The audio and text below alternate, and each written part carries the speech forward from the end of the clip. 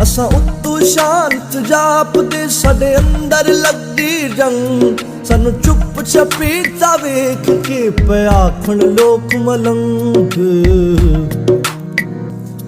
असा खुब्बे गम देखो बड़े साडे लंबे हो गए केस पाताने बाणे सोच दे असा बुनदे रहंदे केस हुण छित्ती दौड़ी बुलिया साडी सूली टंगी जान तेनू वास्ता शाह अनैत दा ना तोड़ी साडा मान असा पैरी पाले घुंगरू साडी पावे जिंद धमाल साडी जान लबात से अपड़ी हुण छित्ती मुख विखाल साडे सिर ते सूरज हाड़दा साडे अंदर सीत सियाल बन छाहण चेतर रुख दी साडे अंदर भांभड़ बाल